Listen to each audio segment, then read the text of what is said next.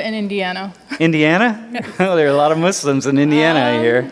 It's actually, you do have a big population of Where in Muslims. Indiana? West Lafayette. West I Lafayette? graduated from Purdue. Okay. I wore it around 15, 16, I don't even remember, but I was a sophomore in high school. Assalamualaikum warahmatullahi wabarakatuh. Alhamdulillahilladzi arsala rasulahu bil huda wa dinil haqq liyuzhirahu 'ala dini kullihi wa kafa billahi syahida. Asyhadu an la ilaha illallah wahdahu la syarikalah wa asyhadu anna Muhammadan abduhu wa rasuluhu la nabiyya ba'dah. Berjumpa lagi dengan channel saya Mars Techno. Saya doakan semoga semua sahabat dalam keadaan sehat selalu. Pada video kali ini kami akan menampilkan bagian kelima dari video yang telah kami terjemahkan, yang merupakan sesi diskusi dari kuliah umum di salah satu universitas di Amerika Serikat. Bagaimana kisah selengkapnya? Nah sahabat, mari kita saksikan saja videonya dan saya akan sedikit mereaksinya. When did you first start wearing the hijab? When I was 9 years old. 9? Yeah. What was the decision about? So I grew up in I didn't grow up in the U.S. I grew up in Saudi Arabia. And it's where I come from, the city I come from. Usually when we're 9 years old, we have some sort of celebrity that we celebrate that we are becoming older and Wait, so is it everybody and where you come, are you talking in your family? It's like at 9 or? No, not my family. It's actually a standard. A standard in Saudi Arabia? Not Saudi Arabia, Islam. In Islam? Yeah. 9? Which did Tuka My start? daughter, she wore it at 9. At 9, yeah? So how about you? So you were, was it you, and who made the decision for you? So I was like 8-ish when I started wearing it. And I have a really nice memory of it because I started wearing it when I was actually in Iran. I'm originally Saudi. So when I was young, I looked somewhat older than my age. So when I went to Iran, like everyone was like saying to my mom, she looks old, why isn't she wearing the hijab? To introduce me to it, and I was really excited to it because I thought of myself as being someone who's going to be involved with a larger group that I love and that I belong to. So you were then, it was like you were welcomed into Islam, you were welcomed into a larger community. Yeah. In Noor, how old were you? Are you from the U.S.? I grew up in the U.S. Where'd you grow up? I grew up in Indiana. Indiana? Oh, there are a lot of Muslims in Indiana, I hear. It's actually, you do have a big population of Where in Muslims. Indiana? West Lafayette. West I Lafayette? graduated from Purdue. Okay. I wore it around 15, 16, I don't even remember, but I was a sophomore in high school. Yeah, and you started wearing the hijab? Yeah. Every day? Every day.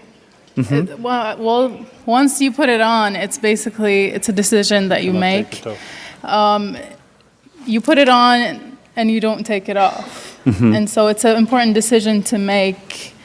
And it's usually, Islamically, it's when a girl reaches puberty, and that's when she is responsible for wearing the hijab. So, but some women, who's Muslim and doesn't wear hijab? Who doesn't wear? Who's not wearing hijab? Who's Muslim? Dude, can one of you, doesn't matter, either one. The Sudanese, are you from Sudan?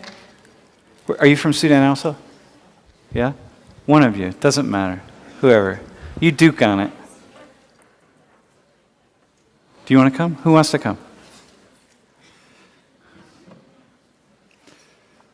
Because this is confusing to me, right? So it's going to be confusing to the rest of the class. Like, as you're talking about being Muslim, you got to wear a hijab. And then I want to see if you... So you're not... Dude, where's your hijab, dog? I'm a bad person. You are a heathen. So here. If you are not wearing hijab, it doesn't mean you're a bad person. In her case, I don't know if that's true. All right. So how come you're not wearing a hijab? Because you're clearly 9 years old. I don't know. I was just raised for it to be like a decision, so they gave me the choice whether or not, but we were raised to, like, if you do choose to wear it, then you have to wear it. But yeah, we were just raised that it was my decision, so I chose not to. Uh-huh. Just because. And your mom, is she covered? My mom, no, she doesn't. But my mom's sisters do. Did your dad, and where's your dad in that? Does he want your mom to cover or you to cover? My dad didn't really care whether or not my mom wore it or if I wore it. Okay. And so can the three of you, and then I'm going to come back to you in a second, can the three of you respond to that? Like, how do you look at her that she's not covered? It's not, the thing is, it's a decision. It's a personal decision. So you don't usually judge anybody because religiously, you're judged by God alone. He's the one that's you're responsible for your own, deeds, I guess, or doings, or whatever that comes out of you. You are responsible for that. Nobody else will be judged for that. So she is taking responsibility for it, but she's not looked down upon. That's why people are not supposed to judge each other. Islamically, in our religion, everybody is judged alone. Can one of you two also say, was it your choice? Was it like truly your choice to wear a hijab? Yeah, because as I said, when I was young, I was really excited to wear it. I was happy that my mom introduced me to it earlier than the usual. Yeah. And if you want me to respond to her case, it's true that, she's not adhering to what is advised, but there's no compulsion. And as Noura said, we can't judge her. That's, not wearing it is a sin, yes, but we all commit sins. Just because I'm wearing the hijab doesn't mean that I'm some sort of a saint or that I'm infallible. So I can't judge people based on their sins when I have my own as well. So the idea is sin, this is one of the things I think that has real value for those of you who are not religious, who think that religious people are hypocrites all the time. It's like, no, there's like a big palette of things that are identified as, quote, sins, right? Like, which are nothing more than just like rules and things that we sort of are kind of compelled maybe to follow, but we don't really have to follow. You just try to do the best you can. Would you add to anything in that about?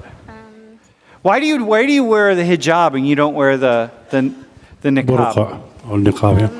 There's a lot of details into that because different doctrines have different rules to that, to what to cover and not to what cover. Yeah. And what is a sin to cover and what is not. But why is it that some women are wear the niqab?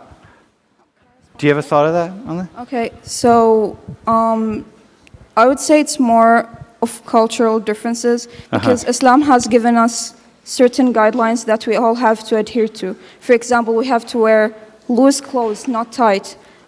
We have to cover all of our body. Wait, why is that? Because you're so it doesn't reveal your body. That's why. What's that? So it doesn't reveal your body. You wear something wide. Okay. So it's not revealing. So there are certain guidelines, but some cultures decide to cover more than the guidelines, I would say, and some not just because of the culture. There are so many doctrines in Islam, just like you have in Christianity and Judaism. You have like Protestants, Catholics, and so on. We also have that in Islam. So some Islamic doctrines have it as in you have to cover everything. Some, others have it different. So just like in Christianity, some Christians are covered and some aren't. And like, hey, so you brought some extra hijabs here. Yeah. Do you want to try hijabs on? Want to put them on? Can you do that? You can help. You know how to put one on probably, right? You're not that much of a heathen, right? That helps. She's like halfway there. She at least knows how to put one on. So, do you have 4 or do you have 3? Do you have an extra one? Here, can you? Okay.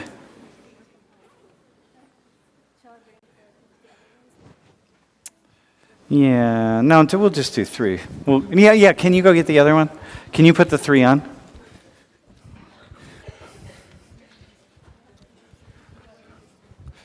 So, wait here, come stand out. Come stand out here.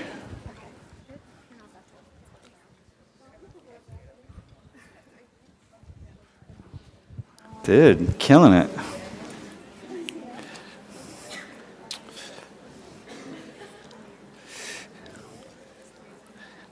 Yo, I love it.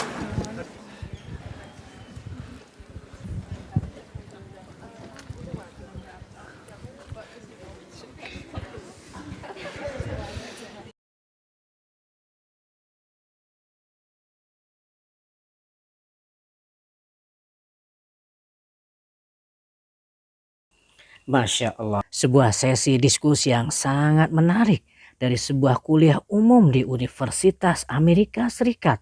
Pada sesi ini ditanyakan kepada para muslimah yang mau tampil ke depan untuk mengatakan apa alasan mereka memakai jilbab dan sejak usia berapa mereka mengenakan jilbab tersebut. Muslimah yang pertama berasal dari Arab Saudi, mengatakan dia memakai jilbab sejak usia 9 tahun. Menurutnya itu adalah kebiasaan dari kotanya yang berasal dari Arab Saudi. Ketika berusia 9 tahun, kami mempunyai semacam perayaan. Kami merayakan bahwa kami sudah menjadi lebih dewasa. Nah, di usia 9 tahun itulah kami mengenakan jilbab. Sam menanyakan pada muslimah itu, apakah usia 9 tahun ini merupakan standar dari Arab Saudi atau standar dari Islam? Dijawab oleh muslimah tersebut bahwa itu adalah standar dari Islam untuk mengenakan jilbab. Sam juga menanyakan kepada rekannya yang bernama Bosom, berapa usia putrinya untuk mengenakan jilbab? Dijawab oleh Bosom, yaitu saat berusia 9 tahun. Pada muslimah kedua ditanya oleh Sam, apa alasannya memakai jilbab? Muslimah kedua ini mengatakan dia memakai jilbab sejak berusia 8 tahun. Dia bercerita sebenarnya dia berasal dari Arab Saudi, namun saat kecil pernah tinggal di Iran. Nah, saat di Iran itulah ternyata teman ibunya melihat dirinya lebih dewasa dari usianya. Lalu mengatakan kepada ibunya, mengapa anakmu belum memakai jilbab? Lalu akhirnya ibunya mulai mengenalkan pakaian jilbab pada dirinya. Dan dengan senang hati, aku pun mulai memakai jilbab di usia 8 tahun, ujarnya. Wanita terakhir adalah bernama Nur. Ia mengaku dibesarkan di Amerika Serikat, tepatnya di Indiana. Menurutnya, di sini ada populasi yang sangat besar muslimnya, yaitu di Yugoslavia. Nur sendiri mengaku mulai memakai jilbab saat berusia 15 atau 16 tahun saat menjadi siswi kelas 2 SMA. Menurutnya, kewajiban berjilbab bagi seorang wanita muslimah tepatnya saat ia memasuki usia pubertas atau ia telah mengalami menstruasi yang pertama. Nah sahabat, mungkin itu saja sedikit video reaksi saya pada bagian kelima ini. Mudah-mudahan bermanfaat bagi kita semua. Wabillahi taufik wal hidayah. Wassalamualaikum warahmatullahi wabarakatuh.